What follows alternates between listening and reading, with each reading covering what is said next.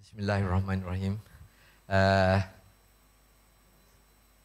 Apa yang saya boleh cakap ialah uh, I've been here for a long time before. Yang mana yang masih kenal saya ataupun yang teringat tentang nama saya, dan rakan-rakan sekalian itu akan juga mungkin pencen tak lama lagi. So at any rate, terlebih dahulu saya ingin mengucapkan ribuan terima kasih kepada Prof. Azura untuk menjemput saya, dan memang saya sangat teruja kerana ini adalah pertama kali sejak saya bersara datang balik ke USM secara formal. Walaupun sebelum ini saya memegang bukan jawatan tetapi Profesor Kehormat di Pusat Pengajian Sains Kimia sehingga 2023. Dan saya sangat bersyukur kerana sebagai seorang pesara, saya telah diberikan satu bilik yang masih digunakan sejak saya mula-mula bekerja dahulu dalam abad yang kelepas, last century, and I got to have a parking sticker and near to the Pusat Sejahtera supaya saya boleh pergi ambil obat yang diberikan kepada kita untuk mengekang apa-apa penyakit yang berterusan. Alhamdulillah, saya berjumpa dengan Prof. Azura, saya rasa last month, tapi sebelum itu beliau telah beritahu saya dia nak jemput saya. Saya sebenarnya ikhlas, saya tak ingat jumpa Prof. Azura secara formal kecuali di luar negara. At any rate, I'm more than happy and blessed that I can come here and share some of the things that probably Prof. Azura have already told you about this. And I have one day nak buat ni. Mula-mula ingat tak boleh buat satu hari punya sebab saya letih.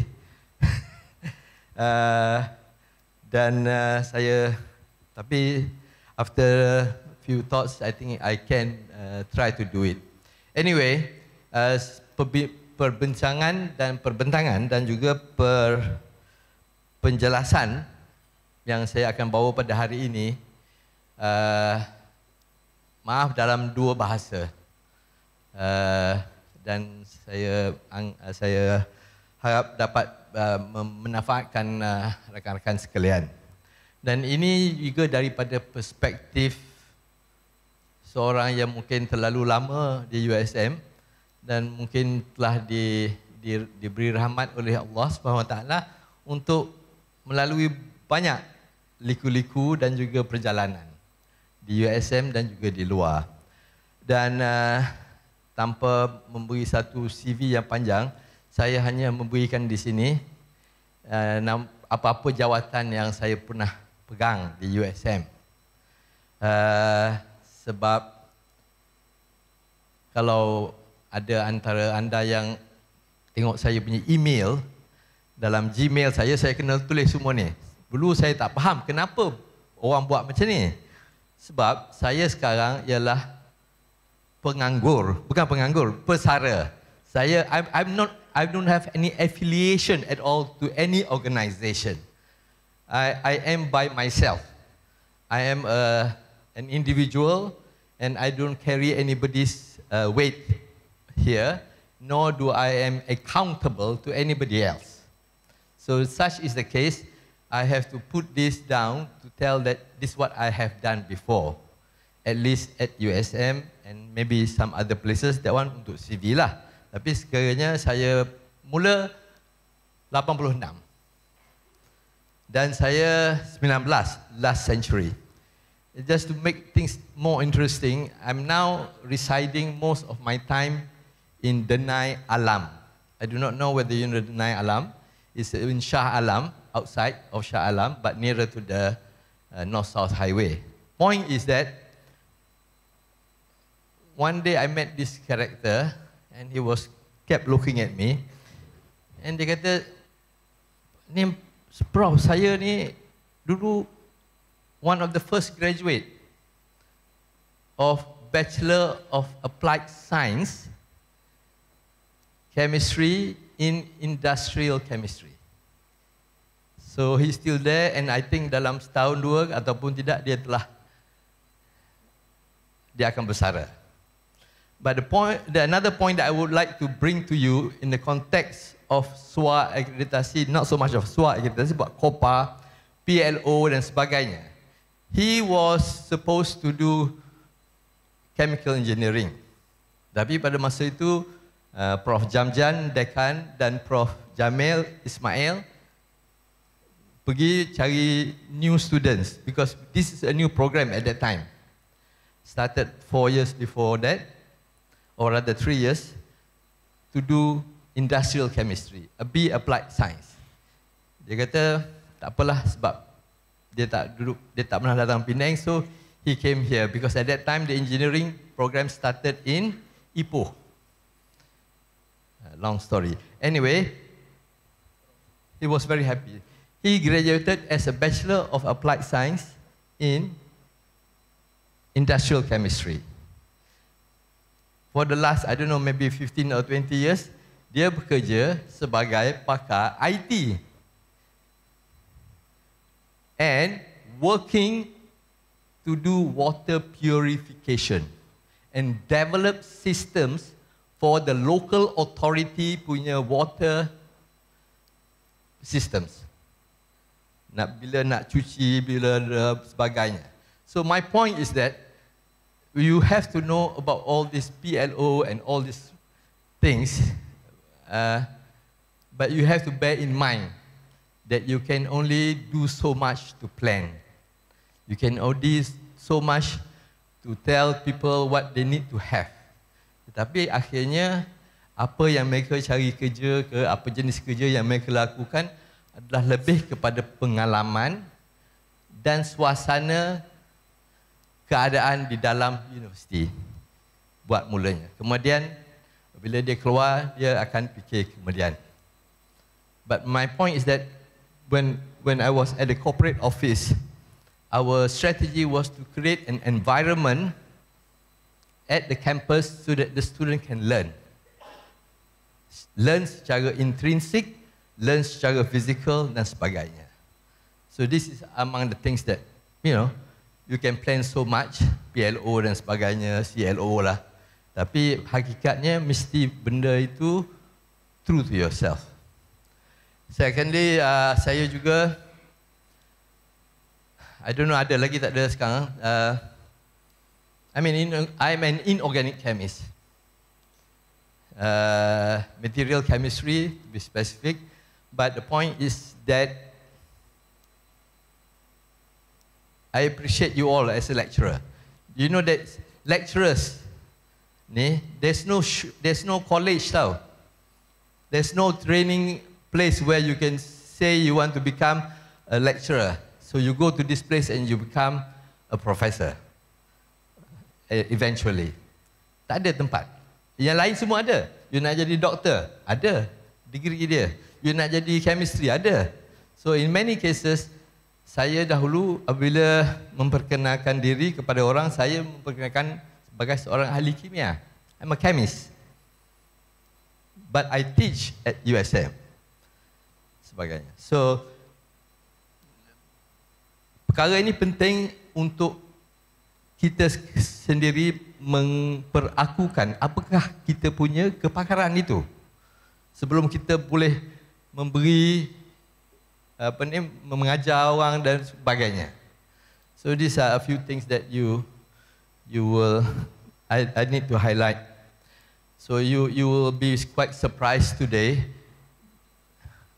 that most of these things that I'm going to tell to you are slightly historical, if not philosophical, and if not maybe too boring. I was like you before. And when somebody who comes and talk to us like this, you say, what is this guy talking about? I want to know how to do PLO. I want to know how to do Kopia. I want to know how to do this. Dia ni duk cakap pasal benda-benda yang tak berkenaan. Tapi please bear with me and try to take some of this as part of perhaps your incentive to go on and help Prof. Azura or whoever Pusat Suar Akreditasi dan Universiti to maintain this accreditation. Okay, anyway, I finish up. Now currently I'm quite not involved, tapi saya masih lagi diperlukan dengan satu organisasi NGO di Bangkok, which is ASEAN University Network. So I've been there with them since the beginning because nobody wants to travel in the Southeast Asian region. Masa tu saya head of the corporate office. So every time they have a meeting to do AUN ni, either in Laos ke, Bangkok ke, Phnom Penh ke. So saya selalu joke dengan my superiors, the TNCAs and all the heads department that time. I say, they all don't like to go to these places. This Myanmar lah, Manila, Habis Tinggi, Jakarta, to do meetings. But, so dia kata, tak apalah, you pergilah, you continue lah with this one. So, Alhamdulillah, I learned a lot from this organisation. And coupled with some of the things that I did not write here, I was with MQA as the ahli sebagai ahli wakil untuk sains di dalam mesyuarat jawatan kuasa akreditasi. Mesyuarat tersebut ataupun jawatan kuasa tersebut menilai segala penilaian ataupun segala evaluation, accreditation from all programs, from all universities. And then we are the next body ataupun jawatan kuasa yang akan memperakukan untuk dipersetujui oleh lembaga. So on that note, I also come from the point of orang yang duduk sibuk pasal MQA. Orang yang menyebabkan kesusahan kepada universiti, memberi all these issues tentang kopia, peraturan dan sebagainya. So I've been there also. And I also was among the first to start off this PLO di bahagian sains dan arts di main campus. PLO and all this issue started with the professional schools, engineering, medical, accounting lambat sikit, tetapi most of them started with the professional because you are trained to do that. A comes before B, B comes before C, blah, blah, blah, 1, 2, 3. So you are good at that, technically. Although you takes a lot of time, but in the sciences and arts, that was the last. We were among the last. So I tried to do that.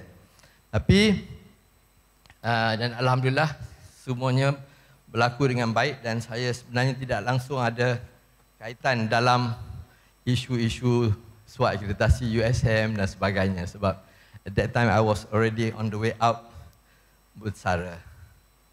So itu saja saya punya cerita panjang. But again, saya betul-betul bersyukur kerana dapat berperanan dalam setiap tugas yang telah diamanahkan. I was the first deputy director of Innovation and Consultancy. Dulu dipanggil Pusat Inovasi dan Perundingan, IPP. I don't know ada lagi tak lagi sekarang? Pusat Inovasi dan Perundingan. Tak ada kan? dalam Senate ada lagi. Dia punya nama kita tak buang. Tak apa, banyak perubahan. Kemudian saya juga yang diberikan amanah untuk Pusat Korporat Universiti, walaupun sekarang dah ditukar nama. And of course, at all the times I was with with the School of Chemical Sciences. Satu last point about where I'm coming from is that when I was at the corporate office, I took it to task to prepare laporan tahunan university. Why? This is a massive job usually done last time by PRO. Tetapi itu adalah satu-satunya cara saya dapat mengenali USM. Supaya kita boleh beritahu. Do you know about that laporan tahunan? Setiap tahun yang perlu disediakan oleh USM. This is a legal matter. Ini laporan tahunan tersebut perlu dibentangkan kepada Parlimen melalui Kementerian Pendidikan atau Pendidikan Tinggi. Tetapi isunya yang penting ialah ini adalah laporan yang memberitahu kepada Parlimen Malaysia, rakyat, bagaimana kita telah menggunakan peruntukan tersebut. Apakah peruntukan yang telah diberikan itu digunakan dengan kadar yang terbaik ataupun sebagainya. Dan kemudian lepas itu baru datanglah isu tentang akreditasi dan sebagainya. Tapi the point is very important, you must understand that you are all accountable. Kita semua bertanggungjawab untuk memberikan yang terbaik kepada tugas kita. Hatta dalam sebagai universiti dan sebagainya. Okay, so that's all. So that's how I spend my last 30 odd years at USM. Ini kita punya tadi, tak apalah. Sekejap, nak ambil air sikit.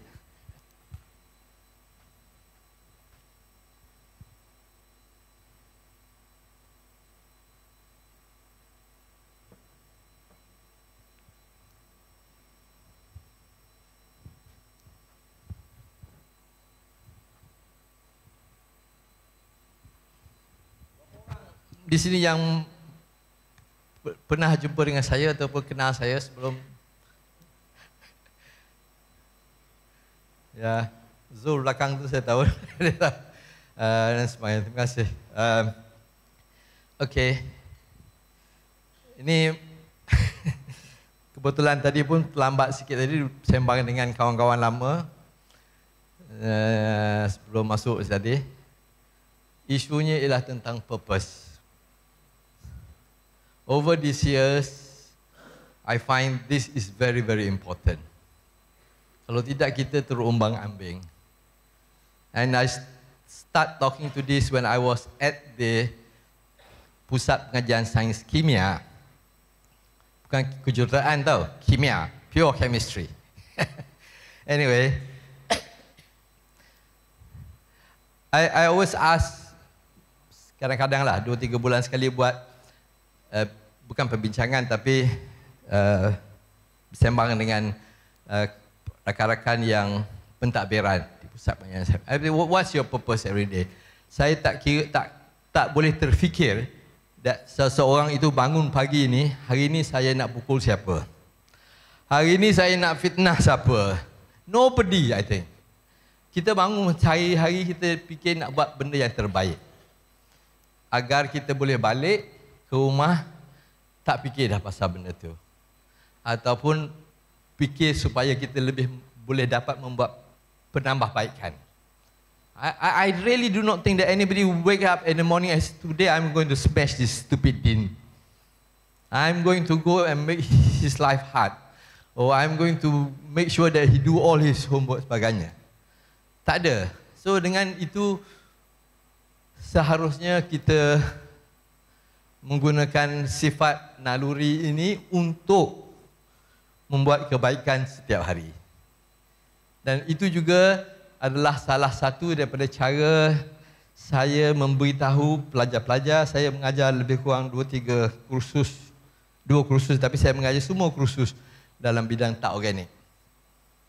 So bila kita nak introduce tentang PLO, Program Learning Outcome, saya tanya, what do you come here for?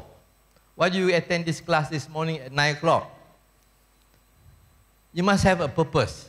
If you come here because you have to come, because you pay for this the money that you come, then okay, that's it.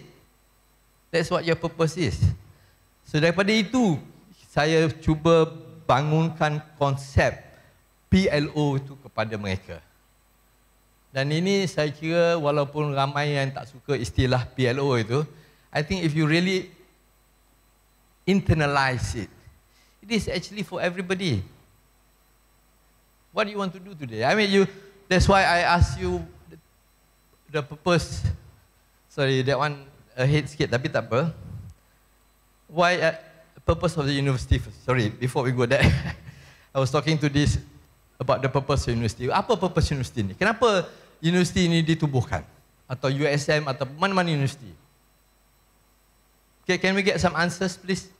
Kalau tidak saya letih juga ni, duduk berdiri cakap je. Please, come on, let's challenge ourselves. Why does anybody needs a university ataupun pusat pengajian tinggi? HEP sekarang dia panggilkan. Apa HEP means? Higher Education Provider. Lagi sedap lagi. Pembekal pengajian tinggi. Come on please. Kenapa?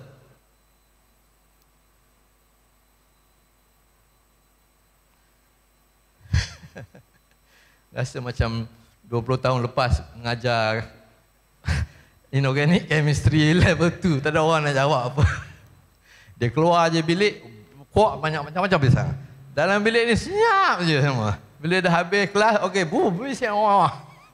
No malice intended on that part. Tapi please, dalam setengah-setengah tempat dipanggil microsome of the society, iaitu universiti pusat pengajian tinggi ini adalah microsome society, iaitu di universiti inilah tempat di mana sebenarnya masyarakat ialah ada berbagai bangsa, ada jenis-jenis manusia daripada berbagai tempat. Kalau di sekolah lain, sekolah tu mungkin daripada daerah ataupun daripada kawasan yang sama. Tapi universiti ini adalah banyak sekali dijadikan sebagai microsome of the society. Inilah tempat bagaimana masyarakat nanti akan juga berlaku.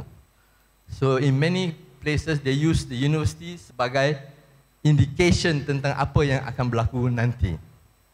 Tapi kalau universiti itu telah banyak sekali dikawal dan sebagainya, susah nak anggarkan apa yang akan berlaku kemudian apabila mereka graduate.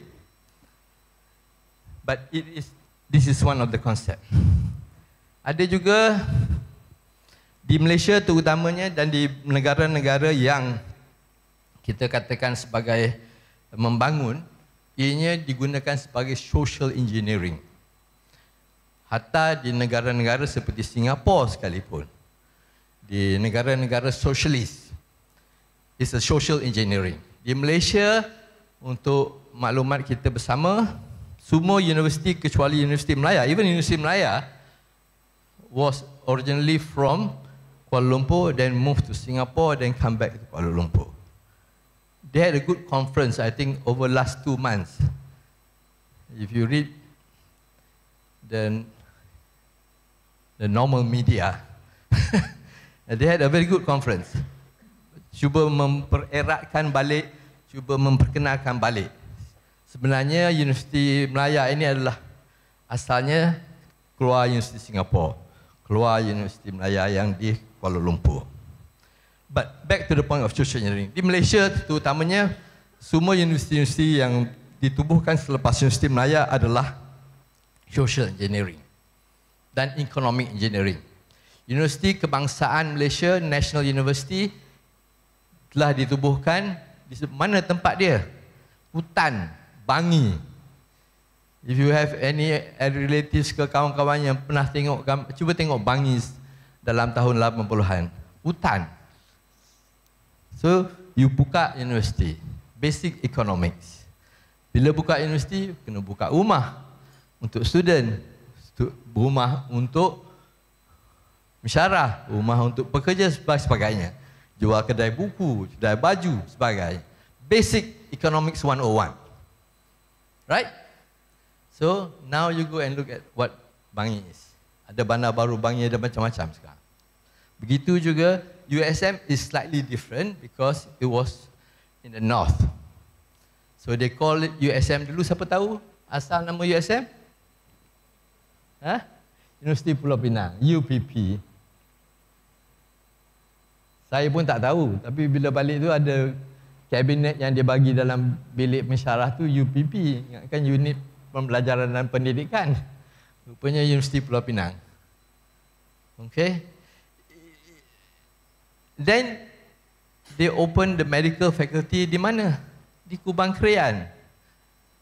Kubang Krian dulu tempat orang tidur je. Sekarang macam-macam ada aktiviti. Begitu juga di Ipoh. Dia start di Ipoh sebab dia tak jumpa lagi tanah. Dan buat di mana? Asal Trono. Padang pasir. Tak ada apa, panas. Kemudian Petronas beli. Tukar. Dia jadi itu UTP dan pindah kepada Trono. Orang yang I really am very lucky. I was kebetulan dalam bilik arwah Tan Sri Musa Muhammad. Masa tu dia VC USM. Saya masa tu timbalan pengarah IPB. Adalah hal lain tapi telefon datang. Dia kata, apa dia duduk ni? Cakap. So, he was talking to Tan Sri Nordin. I don't think anybody know him anymore. He is the KP kepada Kementerian Pendidikan dahulu. And he used to be, then became the Vice President of Petronas, and he was the one who initiate UTP. Yang betul-betul menakjubkan, saya jumpa dia lebih kurang 2-3 bulan lepas. Kenduri anak dia. Masih ada. He's still very fresh, very straight. And this is the things that sometimes orang kata history ni tak guna. Tapi kena tahu juga. Barulah kita tahu asal usul. Dan kenapa. Okay. So anyway, kita come back to the last thing lah here kot. Kenapa? Untuk saya. Dan apabila kita tengok semua ni dan banyak penulisan dibuat, sebenarnya universiti ataupun pusat pengajian tinggi adalah tempat yang terakhir, the last bastion of place di mana komuniti tersebut ingin memberi, kita katakan di situ, tools, skills, supaya apabila seseorang itu keluar daripada apa yang dipanggil sebagai pusat pengajian ini, dia menjadi relevan kepada masyarakat. Dia menjadi berguna kepada masyarakat. Boleh membuat kebaikan. Tak kisahlah dia jadi engineer ke, dia jadi accountant ke, tapi dia contribute and be relevant to the society. That's what a university is all for. Okay? Dan dalam konteks MQA dan sebagainya inilah, nanti ada beberapa slide tentang perkara tersebut. Tapi you must always bear this in mind. That's what your roles is. You role, sama ada pentadbir, sama ada pensyarah, ialah untuk memberi sebaik mungkin kepada mereka-mereka yang datang, supaya bila mereka keluar tu dia akan jadi penyamun. Allahuakbar. Dia akan jadi pengkritik dan influencer ke sebagainya. But you must try your best to make sure that you become relevant to the society. Berguna kepada masyarakat. Kalau tidak, then I think that's the first failure that you have. You don't do this well. Okay? So, itulah sedikit tentang apa yang bagi saya perkara-perkara yang saya bentangkan hari ini ialah untuk memberi sedikit, maaflah, kesedaran. Bukan kesedaran, tapi nak memperingatkan. To remind each other, why are we here? Apart from all this issue pasal kopiah, that one Prof Azurari berteam lagi better. Saya banyak walaupun lama di MQA tapi dalam peringkat memperhati, melihat tentang apa yang orang telah buat. To be fair, I did only I think maybe maximum 4 or 5 accreditation and a few PhD dan sebagainya di dalam negara. Tapi di luar negara, I've done I think more than 100 accreditation dan assessment. Anyway, so we come back. What is USM then in the first place? Apakah USM?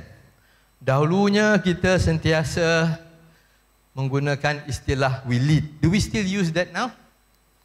Do we still use that now? Kita mungkin juga sealah ni tulis saja. Tapi apabila kita internalize this, I think we have to thank our forefathers who started USM. They have this in the right mind. We lead. Why? Ni cerita ni saya dah beritahu kepada mereka. USM is the second university.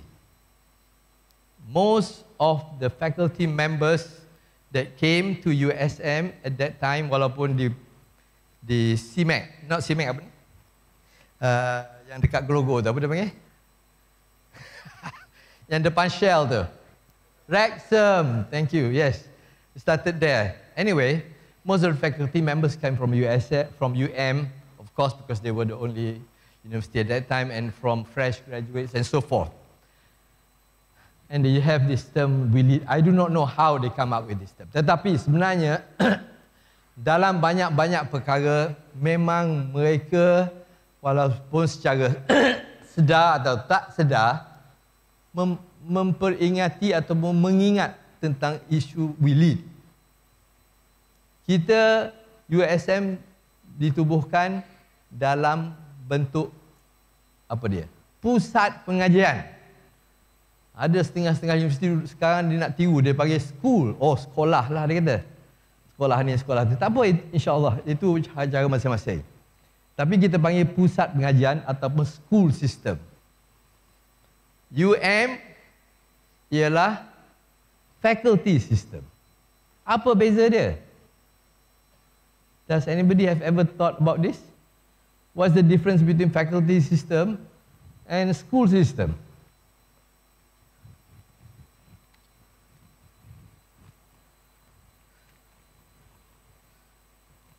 Nak bagi kawan saya baik.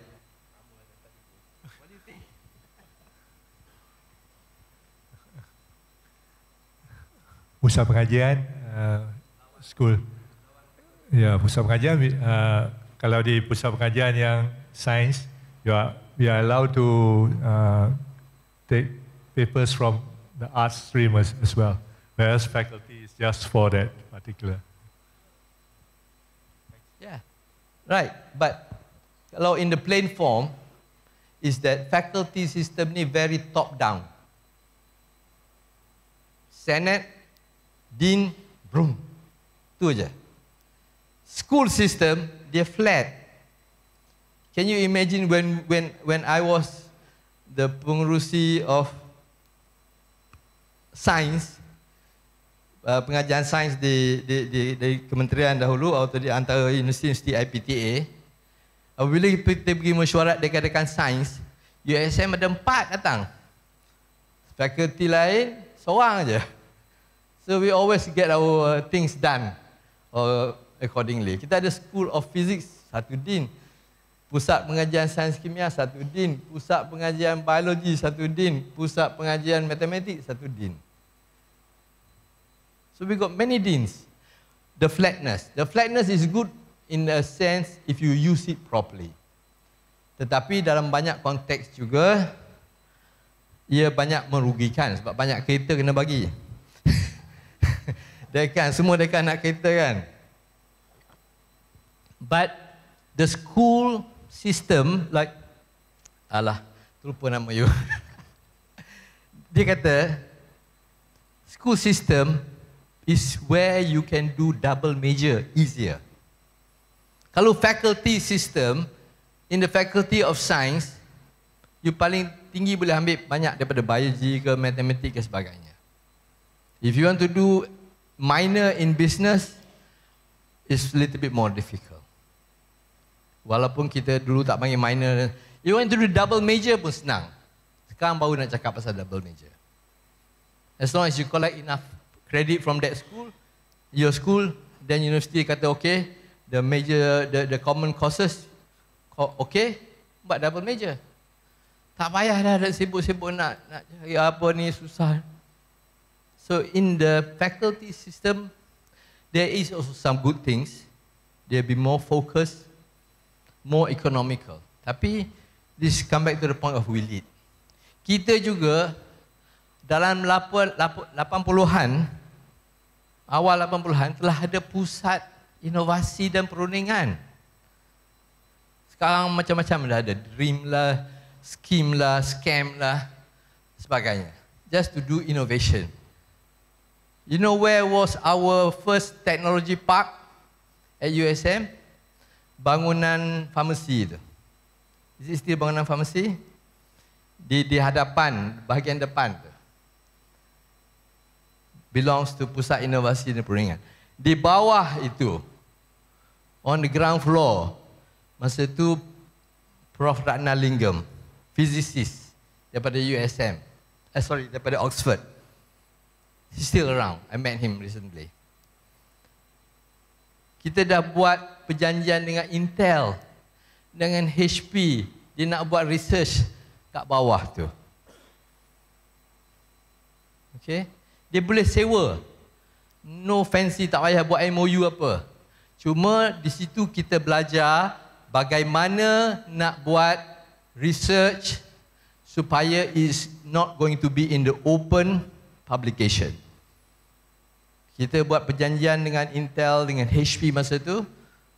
All the findings yang mana mereka rasakan sensitive to their competitors, the thesis will be put at a special place. Di mana orang datang tengok sahaja, kemudian over period boleh buka kepada terbuka. So kita dah tahu semua ni. We have done this before. And they were renting the place down there. Sebab apa dia nak rent? Sebab dia kata susah nak buat research yang mengikut kehendak mereka di Intel sendiri. Dan at that time they were not so prepared to do that because most of them comes from abroad. Pentingnya di sini ialah ramai di antara orang-orang di luar mengatakan, oh MNC tu tak gunalah, dia orang datang sini sebab cheap labor dan sebagainya. Lepas tu dia larilah. Because that's what they do, they complain. Kalaulah dia datang ke USM ke dengar ke cerita ni, there are good things already been going on. Walaupun tak dapat diteruskan dengan baik. Dan kemudian baru nak buat teknologi park. Kita dah buat dah semua tu. So that's why sometimes to read and learn a little bit more about where you're working in it is quite useful. So that's among the few things that you must say that the istilah yang kita gunakan sebagai we lead, we memimpin tu, kita internalize it. So bila kita nak buat sesuatu baru masa tu, is this something that new? Orang lain dah pernah buat. Dan kita tengok kalau orang lain dah buat, tak apa, kita buat cara lain. So but I'm coming to this very important issue tentang apa dia panggil sekarang, Fazura? Institutional Educational Goals. IEG. Kita rasakan benda ni ala mantra aja, cakap macam baca sebab orang suruh cakap. Tapi kalau kita betul-betul menghayati perkara tersebut, macam kita duduk zikir lah. Kalau zikir macam tu aja tak tahu apa, buat apa kan. But if you internalize it, so any time you want to have a change, nak buat satu program baru, apakah ini menginternalize? Does this take the soul of what the university is supposed to do? Or is it just because we need to do it? Because we want to be the first? Well, sometimes to be the first into into the drain pun kita tak nak kan. So apalah, itu saja antara perkara yang nak balik pasal USM ni. After we have the next stop. So itu adalah perkara-perkara yang telah saya katakan. Dan juga masa tu tak boleh panggil universiti mengikut nama pusat tempat yang diadakan. Sekarang ada banyak dah. And it was more emphasis on science and technology. So you have to thank, kita kena bersyukur kepada kenapa kita punya forefathers dahulu. We know basically that science and technology, sekarang balik dah cerita STEM lah, STEAM lah, macam-macam. It was there, but we did not do good. We did not do enough to make sure that it goes on. And that's why kita ada University Science Malaysia. So at one time, saya dan rakan-rakan sentiasa pergi buat pembentangan, kita kata USM is the first University Science di Malaysia. Universiti yang bertaraf sains, which is true. With the title sekali, walaupun UM dan sebagainya ada.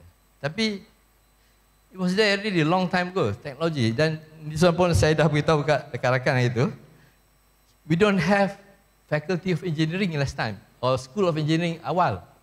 Sebab apa? Sebab susah, mahal. Macam-macam kena buat. So, university started with technology industry. And that time dia panggil Bachelor of Applied Science.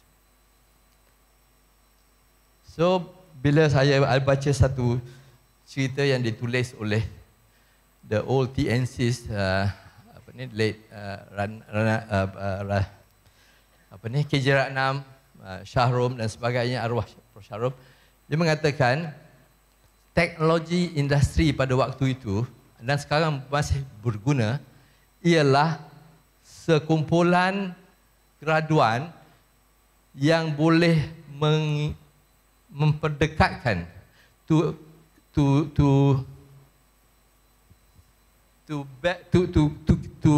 bridge the gap between the theoretician, which is the scientist, and the engineers. That's what the technology is supposed to do. Sekarang dah sibuk dah, TVET lah, macam-macam, TS lah depan. And in many places I know now, the most marketable engineers is the industrial engineers.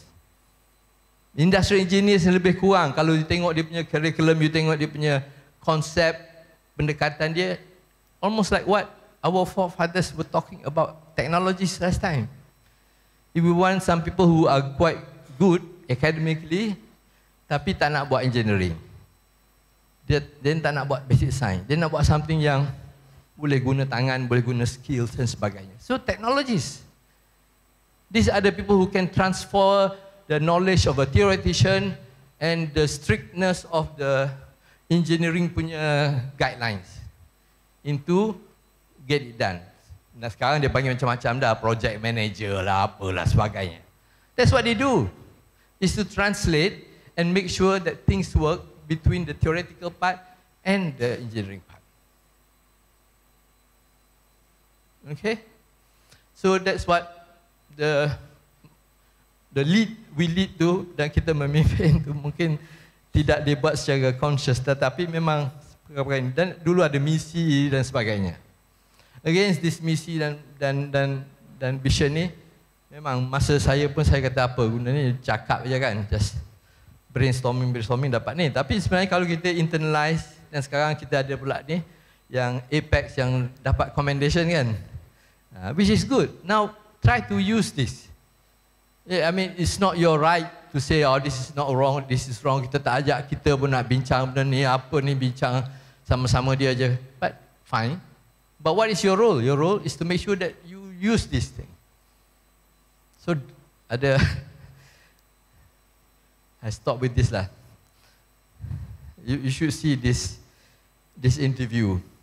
It's on BBC, bukan TikTok. Bukan YouTube, it's on BBC. It's an interview quite recently, I think about 2 months ago ke last month saja, antara seorang celebrity, politician sebagainya, nama dia Arnold susah nak sebut. Gitu? Ya, Arnold susah nak sebut ni, dia interview dengan dengan BBC. You can learn a lot from this interview. Tapi dia punya start off, dia kata stop whining. Dah whining kan? Complain je kerja.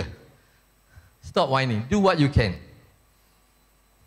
And then, oh ni susah, ni susah, ni susah. The obstacle is the way. The obstacle is the way. Oh ni susah nak lompat ni. Okey, kalau susah, cari cara macam nak lompat. Jangan duduk sibuk kata benda ni susah nak lompat. So, hopefully it comes together with the issue of every time you wake up, what's your purpose? Your purpose is to do good. So, just do good. Tak ada, I think sebenarnya kita boleh continue yang technical part lah kot. Tak ingat saya pun. Okay, yeah. This one is untuk renung bersama. Tapi yang the last slide tu dah Prof. Azura dah beritahu dah. This is what we're going to do. Why you're here? Jemput, terpaksa datang. Okay, fine. That's yours. Hopefully you can change your mind after you listen to me or you change your mind otherwise. Tak apa. That's yours. It's not mine. Dan kita antara satu-satu perkara yang saya kira paling bermakna bagi saya apabila masa saya di USM ialah tentang role playing. Tidak ada di dalam mana-mana organisasi di Malaysia, kerajaan ataupun swasta di mana hari ini you CEO, besok you jaga bahagian ni. Sekarang you TNC, besok you jadi pengarah unit ataupun balik jadi pensyarah. It's not easy. No, it is. No, that is something that you cannot learn. But this is one of my best experience, I think. Role playing. You must know your role. If you do not know your role, you do not know what you are accounted for, you'll be busy talking about other people.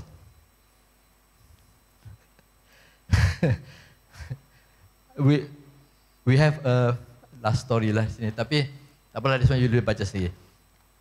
One time tu kita di USM ada seorang kita hire, dia jadi arwah dah, dia nama Dr. Aziz Umar nama dia. Dia daripada Petronas. Aziz Umar ni ramai, tapi yang ni dia daripada Petronas, arwah ni. Dia pencen awal dan dia kata dia nak mengajar. So we brought him in. He was an Imperial College punya graduate, PhD, very capable, very good person. Tapi after he attended the first board meeting di pusat pengajian, this is another good thing about school system. You ada board meeting at the school tau, not the faculty meeting. Faculty meeting tenggelamlah semua yang lain tu. Yang dekan, kalau dekan daripada fizik dia lah kontrol. Tapi but the point is this. Dia kata, lepas meeting dia keluar.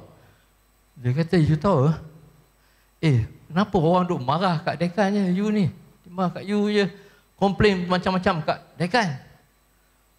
Oh ni tak betul lah, apa, kenapa ni. Dia kata kita kat Petronas, kalau meeting dengan head, you dengar je. You dengar saja, dia kata. Masa tu, and then you akan tell what you can do. Tak, kalau you kata, oh sorry lah, kata kita kat kimia, macam ni lah, lecturer nak Lego steam. Anyway, kita can learn about what are the problems juga lah. Tapi maksudnya, there's also another reason why I stayed on at the university.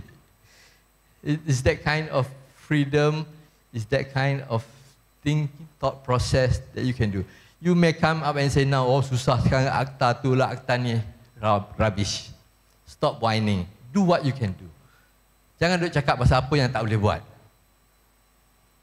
And sometimes, okay, last one. Dalam meeting, saya ni mulut sedap juga. So, bila orang datang banyak komplain kata, oh ni tak betul ke, oh dia kata saya, I think kata you don't have much work to do lah. Why? Because kerja you nak cakap pasal orang. Pasal universiti lah, pasal kerajaan lah, pasal Perdana Menteri lah, pasal VC. Kalau you banyak kerja, kalau you ada kerja mesti you tak ada masa nak buat benda ni. Lepas tu ramai orang tak suka saya. And then I'm sure you know. But the two things that I observe over the years tentang pusat pengajian, kadang-kadang ramai yang terlupa. What is the role of the dean? The role of the dean is to manage the school. Dalam board meeting, sepatutnya perkara-perkara polisi, perkara-perkara dasar. Dalam, dia boleh komplain tentang lab tak cukup ke apa sebagainya. Tapi this about it. Only dalam exco, pusat pengajian dibincangkan tentang pentadbiran. Untuk membagi apa yang komplain tu. So the komplain ke apa sepatutnya tidak panjang lah cerita dalam board meeting. Then role dekan ialah untuk mendapatkan sebanyak mungkin cadangan, makluman dan mengurus tentang apa yang dipersetujui dan apa yang tidak disetujui. Chairman, dekan ni chairman, bukannya dia juga ada dia punya own idea to do. The idea should come from the timbalan. Dia dah bagi dia punya vision, dia dah kata aku nak buat ni, nak buat ni. Setiap timbalan dekan ada dia punya role. Nampak ni, TNCA sekarang nak jaga, TNCA pula dah. Timbalan dekan akademik nak buat ni lah, supaya akreditasi. Okay? So, that's because dulu sebelum jadi dekan, jadi pensyarah biasa, banyaklah cakap yang komplain macam-macam. Tiba-tiba jadi dekan, tak, aku nak komplain kat siapa pula sekarang? So, but this is normal. We need to reflect sometimes on what we do and how things to get done. Okay, dengan itu kita berhenti sekejap lah, Prof. Dan sambung dengan the technical part of this. But I hope this be a good sharing experience. Dan kalau tidak pun menjadi satu platform where we can move from here. Terima kasih. Assalamualaikum dan kita jumpa lagi. Berapa minit? Sekretari akan beritahu lah kot.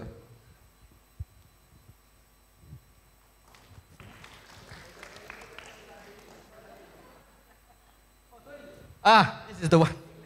I want to make sure we crystallize this PLO issue lah. Sebab memang masa saya mensyarah, I have to fight a lot with myself. What is this guna PLO menatang ni kan? Tapi, why don't we call it personal lessons outcome? Take this whatever next time ke apa ke, it's your own personal lesson outcome. Learning ni pun yang orang educationist jangan guna. Zaman-zaman dulu kita panggil lesson aja. Masa sekolah, lesson ni, lesson 2, lesson 3. Okay, terima kasih. Kita jumpa lagi sekejap, okay? Terima kasih.